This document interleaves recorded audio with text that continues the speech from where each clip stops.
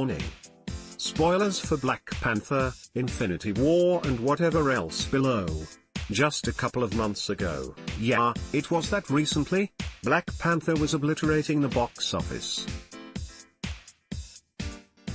News of a sequel hit the internet, to a chorus of Wakanda Forever.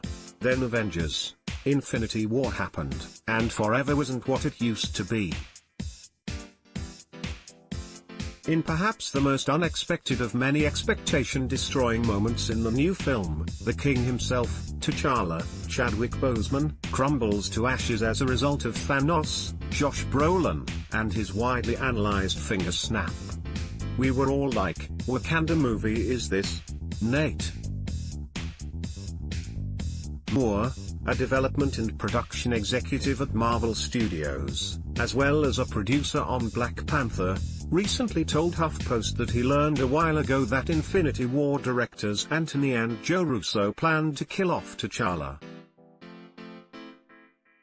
In fact, he knew T'Challa would turn to dust way back when Black Panther director Ryan Coogler was still working on his 2015 film Creed. Even then, the decision was perplexing. Moore said he initially asked the Russo brothers to hold off on murdering the Black Panther. I knew pretty well what they were talking about and personally urged them to reconsider, Moore said over the phone earlier this month. But the storytelling made sense, so I love that we got to see a little bit more of Wakanda in that film, and I hope to see how they're going to resolve that. Marvel and Disney Chadwick Boseman as T'Challa and Letitia Wright as Shuri in Black Panther. Moore added that it was difficult to argue with the Russos' reasoning, though he didn't elaborate on the specifics of their stance. Touching on all the different ideas you can have, you talk about the pros and cons of each, and they had some really compelling arguments as to why what happened, Moore said. I think ultimately it made for a really interesting, almost more complicated ending to that film because of how well Black Panther was embraced by audiences. Again, personally painful, but I understand the reasoning. The Russo brothers have said the decision to kill, or not kill, particular Infinity War characters was story-driven, but that wasn't enough of an explanation for me. I recently got the chance to ask them, why T'Challa? Did they ever consider changing their position after seeing how successful Black Panther had become? Well, let's just say they were resolute. We were very cued into the storyline of Panther from his origins in Captain America, Civil War, Anthony Russo said. The role that Panther and Wakanda played in this movie was sort of a bedrock of the movie, a bedrock of the Marvel Cinematic Universe. I think Black Panther could have done half the business that it did, and it still would have been a valid creative choice. One thing we talked a lot about was the notion of legacy and what it means to be African American and be so disconnected to the place you are from. Nate Moore, development and production executive at Marvel Studios. Of course, there's a strong likelihood the superhero isn't gone for good, given the Black Panther sequel that's in the works. Will a quantum realm reality bring T'Challa back? Or will Shuri, Letitia Wright, T'Challa's sister, become the next Black Panther, as some fans are already speculating? During the rest of our interview, Moore talked about the various possibilities, and answered some of my most pressing questions. Was Beyoncé secretly on the Black Panther soundtrack? Could Kendrick Lamar be in the Black Panther sequel? What should we make of Chadwick Boseman's supposed Wakanda Forever fatigue? Where did that Wakanda Forever sign come from? It was something that Chadwick and Ryan came up with in rehearsal, and there weren't a ton of variations. It sort of just seems to make intuitive sense. I have to say, initially, I think the first time they did it was in Tribal Council, and part of me was like, is that going to look cool? Laughs, is that going to be cool or are people going to reject it? but the more that it was used, the more it sort of almost felt like it had always been.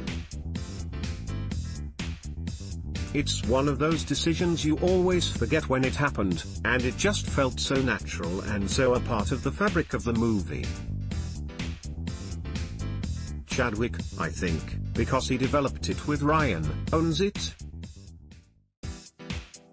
Everything Chadwick does just feels real, so by the end of the film shoot, extras were doing it, crew members were doing it to each other. Everyone was doing, and that's when you know, okay, this is something that's going to resonate. The cast gets asked to do it a lot. Have you seen the memes of Chadwick doing Wakanda Forever and not looking as enthusiastic? Yeah, I'm not surprised, because you have to do it quite a bit. But also my friends will send me, like, soccer players doing it now. It's made its way into pop culture, which I think is amazing. Chadwick really went from Wakanda Forever to Wakanda sometimes pic.twitter.com/LaFCFumska, K's Ashes, at Spidery, May 14, 2018. What part of Black Panther changed the most from the script to what we saw?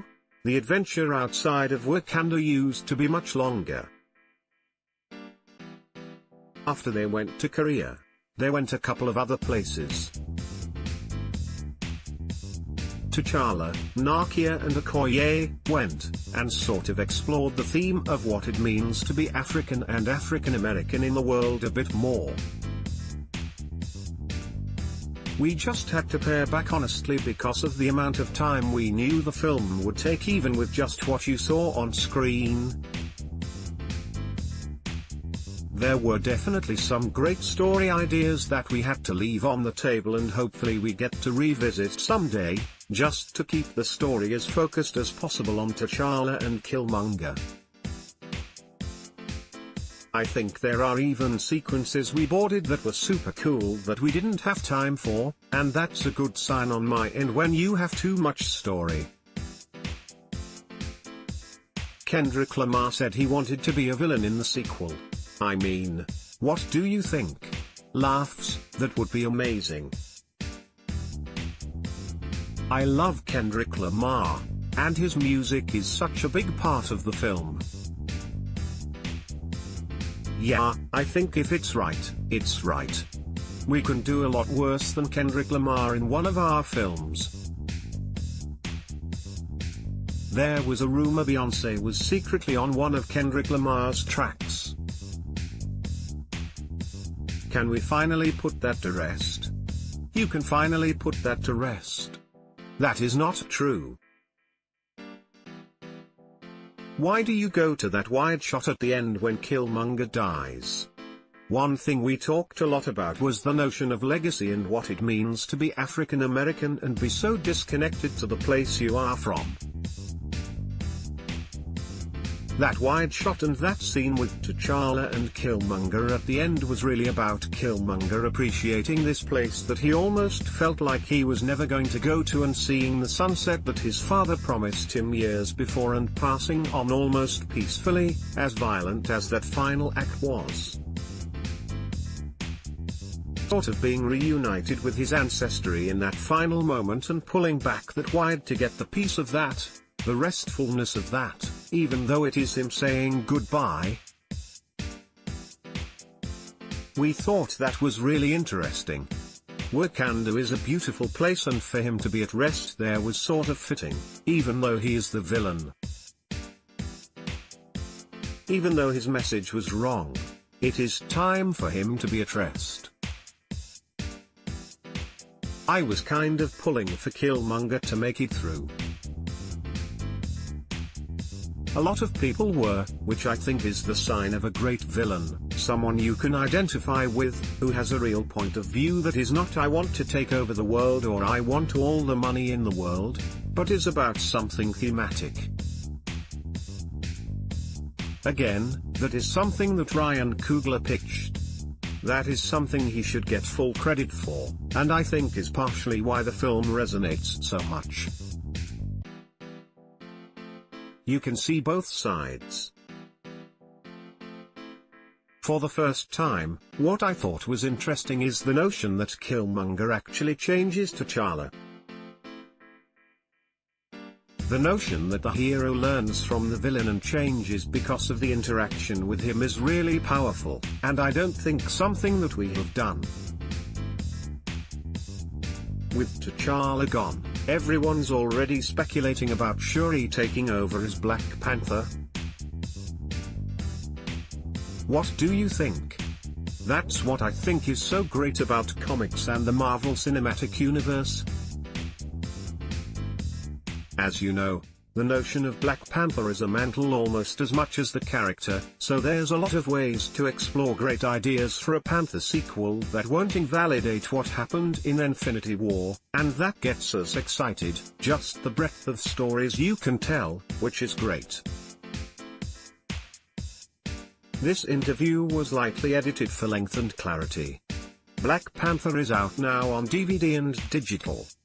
Download before you go. More. Kendrick Lamar Avengers Infinity War Marvel Studios Black Panther film Russo Brothers.